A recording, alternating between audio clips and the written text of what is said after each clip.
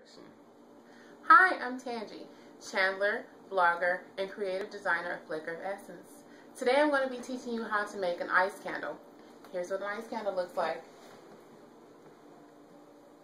As you can see, ice candles are your basic pillar candles with the funky Swiss cheese designs. Here's what you'll need to get the look. You'll need a candle mold, a wick bar, a wooden spatula, about 10 inches of wick, scotch tape, masking tape, silicone mold release, a measuring cup, a scale, a double broiler, a thermometer, dye chips, wax, safety goggles, and your oven mix. The first thing we want to do is get our mold prepped. So we're gonna spray in some silicone spray. You want to keep this about 10 inches from you.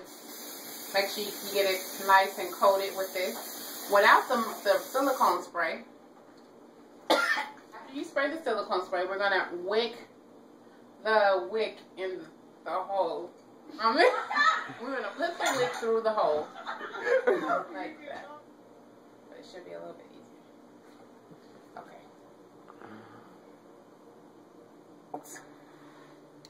You don't actually have to, oh, that's not working. You don't actually have to use unwaxed wick.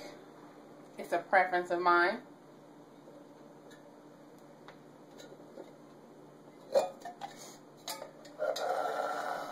Okay.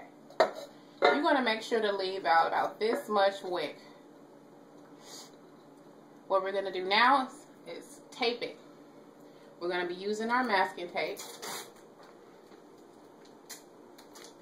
What I like to do is take about 5 strips of masking tape.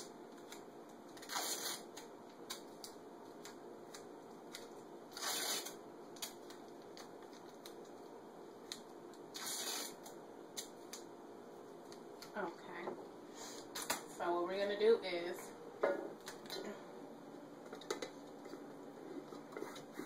our mission is to completely cover this hole. So we're going to just crisscross it. Again, making sure we anchor that wick down and cover the hole.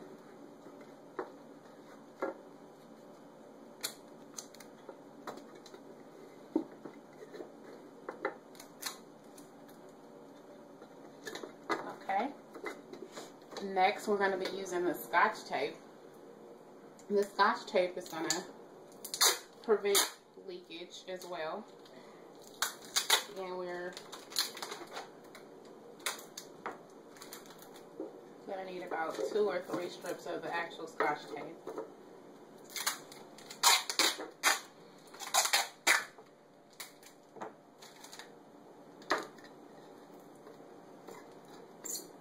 Okay.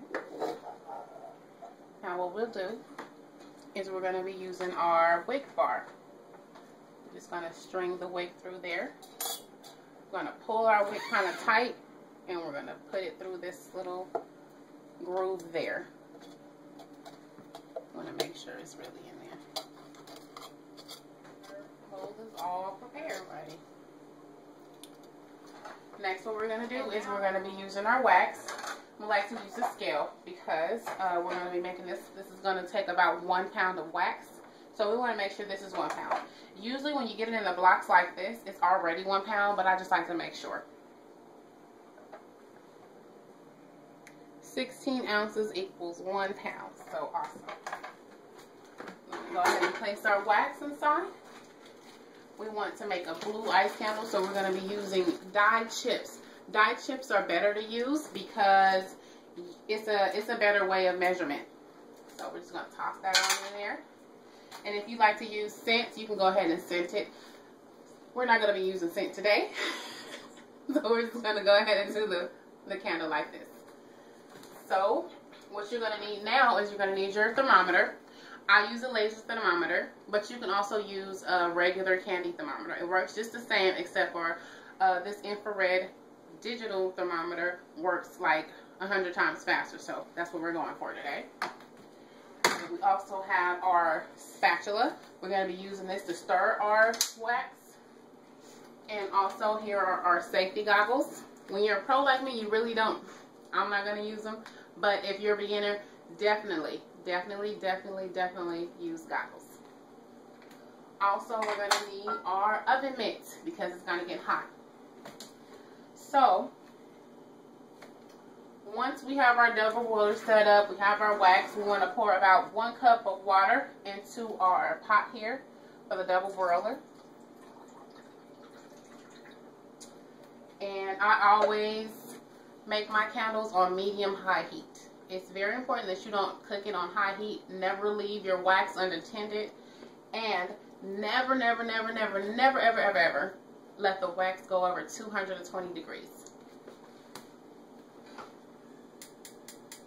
Right now we're still monitoring our temperature. Our wax is completely melted. We want to bring our wax to a temperature of 190 degrees.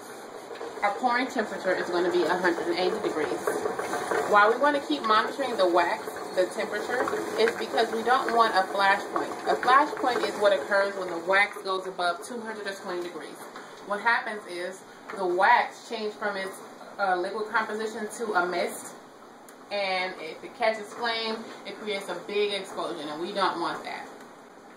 While you can always use your regular candy thermometer, I'm going to be using our laser thermometer to see where we're at right now. Okay, just going to continue to stir it just a little bit. We're at 186 degrees. We're going to stir our nice blue wax.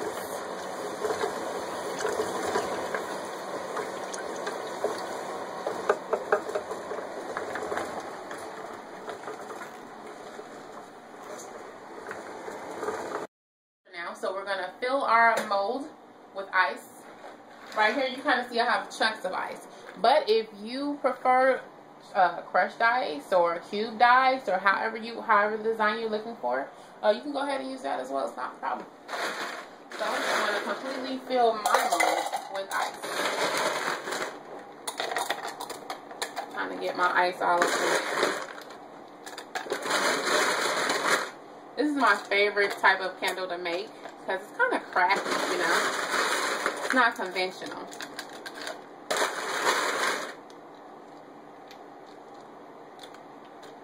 Alrighty.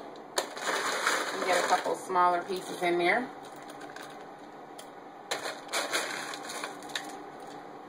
Okie dokie. So now our mold is completely filled with ice. Our wax is up to temperature, about 180 degrees. And so now we're just going to go ahead and pour our wax on it. At this point, we can be liberal. Just going to continue to pour. Bring that all the way up. Oh crap. That's just fine.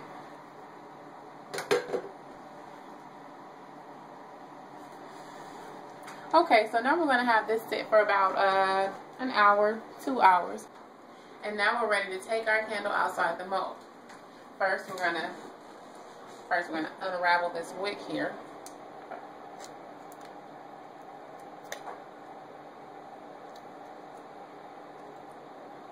This is an extra long piece, but we're not going to have to worry about that. We're just going to cut that later. You can use a sink or you can use a bowl. We're going to turn it upside down. Make sure to be careful because our wax is melted mixed with ice and it's very fragile. So we're just going to take all our tape off.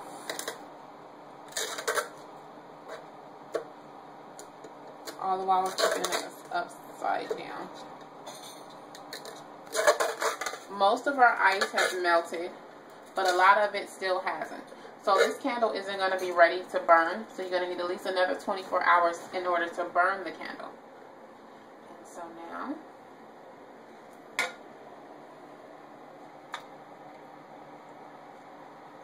we have an ice candle.